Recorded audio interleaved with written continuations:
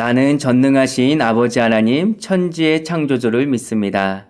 나는 그의 유일하신 아들 우리 주 예수 그리스도를 믿습니다. 그는 성령으로 잉태되어 동정녀 마리아에게서 나시고 본디오 빌라도에게 고난을 받아 십자가에 못 박혀 죽으시고 장사된 지 사흘 만에 죽은 자 가운데서 다시 살아나셨으며 하늘에 오르시어 전능하신 아버지 하나님 우편에 앉아 계시다가 거기로부터 살아있는 자와 죽은 자를 심판하러 오십니다. 나는 성령을 믿으며 거룩한 공교회와 성도의 교제와 죄를 용서받는 것과 몸의 부활과 영생을 믿습니다. 아멘.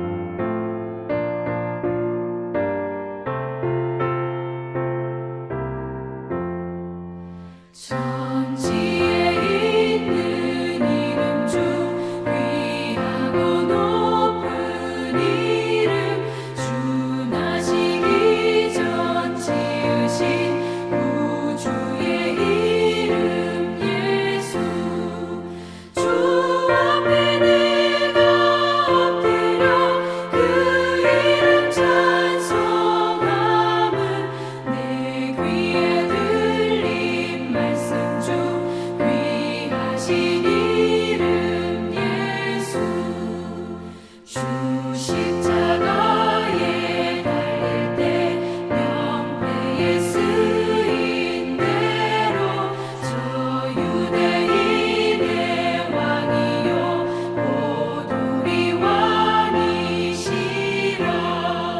주 앞에 내가 엎드려 그 이름 찬송함은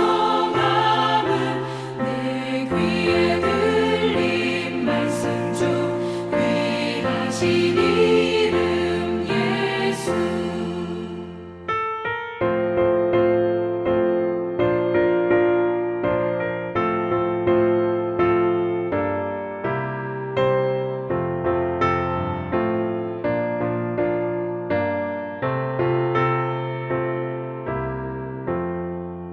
지금도 살아계셔서 언제나 하시는 일 나 같은 죄인 부르사 참 소망 주시도다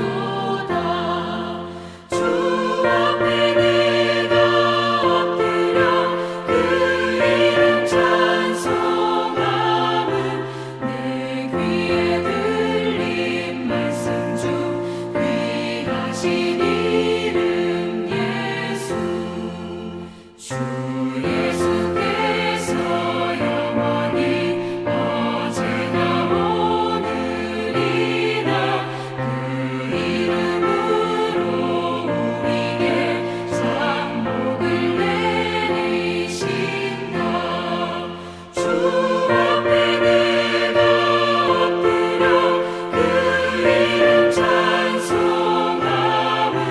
내 귀에 들린 말씀 중 귀하신 이름 예수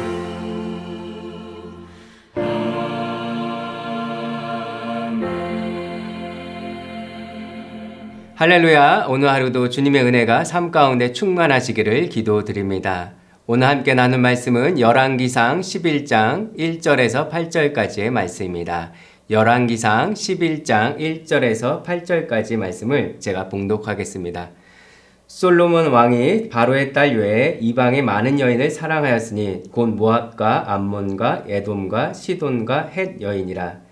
여호와께서 일찍이 이 여러 백성에 대하여 이스라엘 자손에게 말씀하시기를 너희는 그들과 서로 통혼하지 말며 그들도 너희와 서로 통혼하게 하지 말라. 그들이 반드시 너희의 마음을 돌려 그들의 신들을 따르게 하리라 하셨으나 솔로몬이 그들을 사랑하였더라. 왕은 후궁이 700명이요 첩이 300명이라. 그의 여인들이 왕의 마음을 돌아서게 하였더라. 솔로몬의 나이가 많을 때에 그의 여인들이 그의 마음을 돌려 다른 신들을 따르게 하였으므로 왕의 마음이 그의 아버지 다윗의 마음과 같지 아니하여 그의 하나님 여호와 앞에 온전하지 못하였으니 이는 시돈 사람의 여신 아스다롯을 따르고 암몬 사람의 가증한 밀곰을 따름이라. 솔로몬이 여호와의 눈앞에서 악을 행하여 그의 아버지 다윗이 여호와를 온전히 따른 같이 따르지 아니하고 모압에 가증한 그못을 위하여 예루살렘 앞 산에 산당을 지었고 또 암몬 자손에 가증한 몰록을 위하여 그와 같이 하였으며 그가 또 그의 이방 여인들을 위하여 다 그와 같이 한지라. 그들이 자기의 신들에게 분향하며 제사하였더라. 아멘. 자, 타이타닉 호배에 대해서 많이 들어보셨을 겁니다. 타이타닉 호배는 1912년에 첫 출항해서 침몰한 배였지요. 우리에게는 타이타닉이라는 영화로도 잘 알려져 있습니다. 배의 길이만 300m였다고 합니다. 아주 큰 배였죠. 당시 최첨단의 기술로 지어진 아주 정교하고 안전하게 만들어진 배였습니다. 자, 그런데 이렇게 크고 안전하다고 생각한 배가 그만 빙산에 부딪혀 기울어지며 침몰하면서 1,500명이나 되는 사람이 물에 빠져 죽었습니다. 참 안타까운 일이죠. 자, 우리는 흔히 타이타닉 호 배의 침몰 이유가 빙산에 부딪혀 배 옆에 큰 구멍이 생겼기 때문이라고 합니다. 그런데 나중에 과학자들이 조사한 결과에 의하면 배의 파손 부분은 생각보다 작은 것이었다고 합니다. 배 옆에 큰 구멍이 뚫린 것이 아니라 비교적 작은 틈새가 6개나 있었다고 합니다. 자, 이처럼 작은 틈이 거대한 배를 침몰시켜 1,500명의 사망자를 내게 했다는 거죠. 자, 여러분, 이 타이타닉 배 침몰 사건처럼 작은 구멍, 틈이 예상치 못한 큰 어려움과 결과를 만들어낼 때가 있습니다. 자, 방독면에 나 있는 작은 구멍 하나 때문에 생명을 잃을 수 있는 거죠. 작은 틈 하나가 심각한 문제를 일으키는 겁니다. 큰 댐도 아주 작은 틈 하나로 물이 새고 무너져 버리는 거 아니겠습니까? 큰 산도 아주 작은 균열 하나로 그게 시발점이 되어서 산사태가 나기도 합니다. 자, 이러한 원리는 우리 신앙생활에도 동일하게 적용되는 것 같습니다. 사실 우리의 신앙생활을 위협하고 어렵게 하는 것은 큰 핍박이나 환난이 아닙니다. 때로는 핍박이나 환난은 오히려 우리의 믿음을 강하게 만들기도 합니다. 가장 우리 신앙생활의 큰 위협이 뭐겠습니까? 시간을 두고 반복적으로 다가오는 작은 틈들입니다. 습관적인 작은 죄들과 유혹들이 우리의 신앙을 망가뜨린다는 거죠. 10번 찍어 안 넘어가는 나무 없다라고 하지 않습니까? 처음에는 대수롭지 않게 여겼던 틈을 그대로 두면 우리 신앙생활 전체가 흔들릴 수 있다는 말입니다. 자, 오늘 본문의 솔로몬을 보십시오. 신앙의 작은 틈들이 결국은 큰 죄악으로 연결되어 파국으로 치닫는 것을 보게 됩니다. 사실 이스라엘 역사상 솔로몬만큼 하나님의 은혜와 축복을 받은 사람이 어디 있었겠습니까? 솔로몬은 이스라엘 왕이 되면서 하나님 앞에 1,000번째까지 드리면서 겸손하게 지혜를 구했던 인물이었습니다. 자, 그런 솔로몬에게 하나님은 큰 축복을 더해 주셨습니다. 평안을 주셨고 또 승승장구하게 하셨습니다. 하지만 오늘 본문을 보면 우리가 아는 지혜의 왕이 맞나, 또 수많은 잠언을 쓴 사람이 맞던가 의심해 보게 됩니다.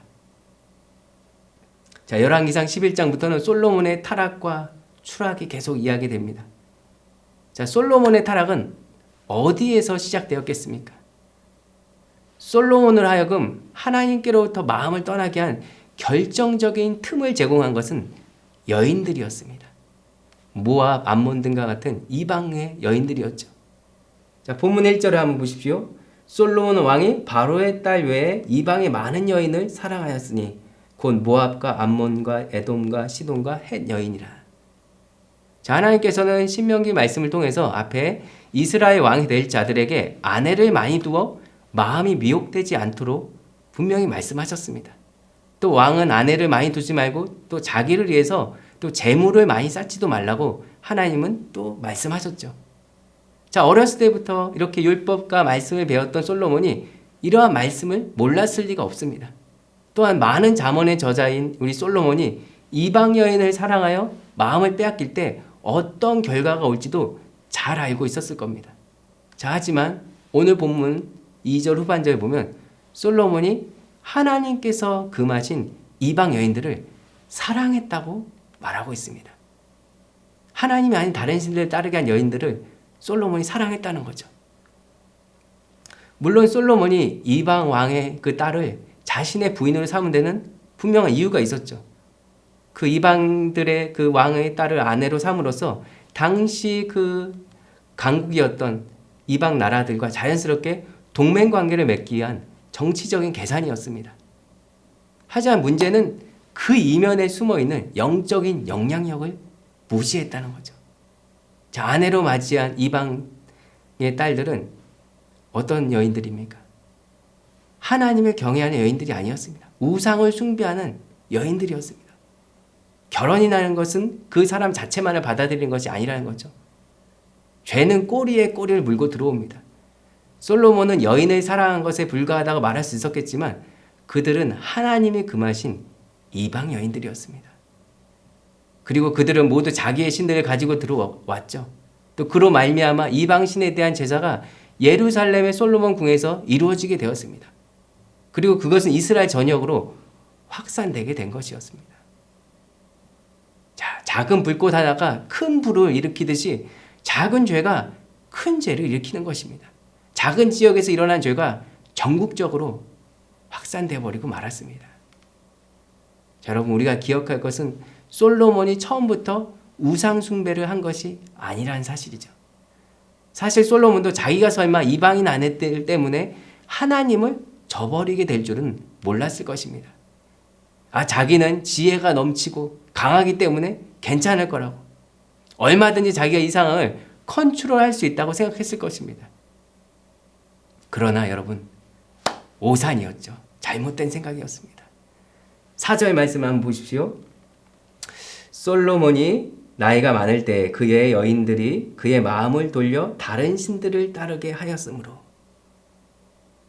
자, 젊었을 때는 아무리 여인들이 애원해도 거절할 수 있었을 겁니다. 그러나 솔로몬이 나이가 들면서 하나님을 향한 엄격한 기준이 약화되었던 것 같습니다. 그리고 그 틈을 이용해 죄는 물밀듯이 들어온 거죠. 그리고 이스라엘 전역을 장악하게 되어버립니다.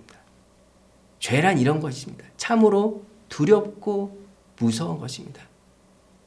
계속되는 아내들의 요구에 조금씩 마음이 해이해지고 타협하게 되면서 이방신들과 하나님을 함께 섬기기 시작하게 되었습니다.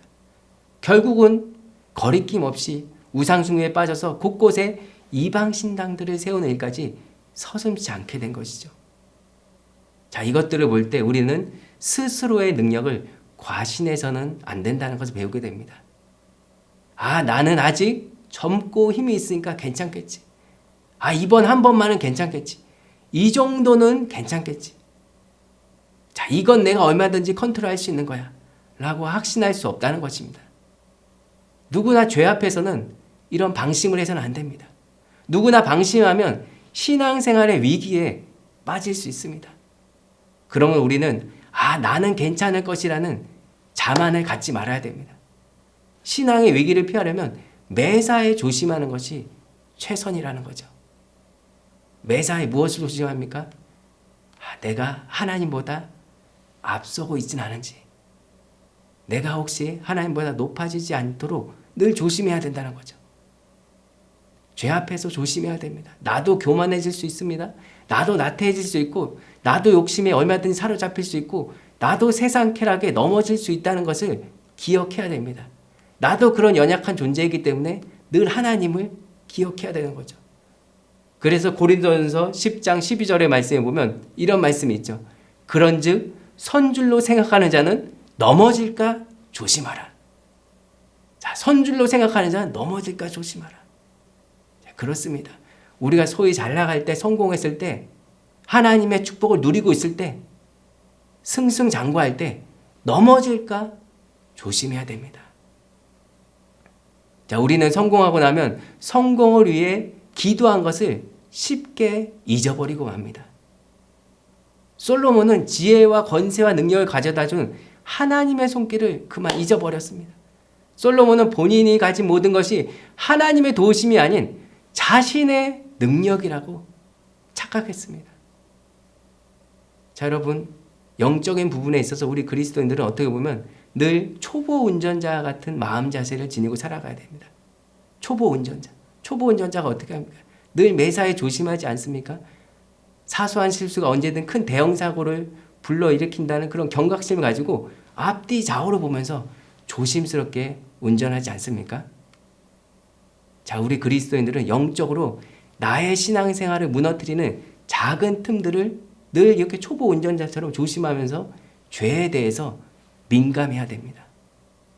그 누구도 장담할 수 없는 것이 죄의 문제입니다. 나는 이 정도 죄는 컨트롤할 수 있어. 그거는 큰 오산입니다. 누구도 죄 앞에서는 장사가 없는 것입니다. 그러면 우리 믿는 사람들은 누구든지 하나님의 말씀을 늘 붙들고 자신을 날마다 살펴야 되는 것입니다. 우리는 우리가 생각하는 것보다 죄 앞에서 훨씬 약하고 쉽게 무너질 수밖에 없는 존재입니다. 그러므로 하나님 앞에 늘 나아가 하나님의 은혜를 또 성령님의 인도하심을 간구해야 되는 것입니다. 사랑하는 여러분, 오늘 우리는 믿음의 거장이었던 솔로몬의 추락을 보았습니다. 그 추락은 하루아침에 일어난 것이 아니었습니다. 서서히 죄악들과 타협하면서 일어났습니다. 자, 우리도 혹시 반복되는 신앙생활 중에 나도 모르게 타협하고 있는 것은 없는지 우리의 믿음 생활을 한번 돌아보시길 바랍니다. 오늘 하루도 바라옵기는 하나님의 말씀이 있고 기도가 있고 찬양이 있고 예배가 있고 참된 사랑의 교제가 있는 자리를 늘 지키시면서 때마다 일마다 인도하시고 역사하시는 하나님의 은혜를 경험하시는 복된 성도님들 되시기를 주님의 이름으로 간절히 기도드립니다. 기도하겠습니다. 하나님 감사드립니다. 오늘 솔로몬의 추락을 보면서 우리 또한 그렇게 될까 두렵습니다. 늘 우리 스스로를 주님 앞에서 돌아보아 겸손하게 하시고 교만함으로 인해 넘어지지 않도록 붙잡아 주옵소서. 오늘도 우리의 마음을 지켜주시고 세상이 아닌 내 욕심이 아닌 주님께만 향하게 인도하여 주옵소서. 감사드리오며 예수님의 이름으로 기도드립니다. 아멘. 하늘에 계신 우리 아버지의 이름을 거룩하게 하시며 아버지의 나라가 오게 하시며 아버지의 뜻이 하늘에서와 같이 땅에서도 이루어지게 하소서. 오늘 우리에게 이러한 양식을 주시고 우리가 우리에게 잘못한 사람을 용서하여 준 것 같이 우리 죄를 용서하여 주시고 우리를 시험에 빠지지 않게 하시고 악에서 구하소서. 나라와 권능과 영광이 영원히 아버지의 것입니다. 아멘.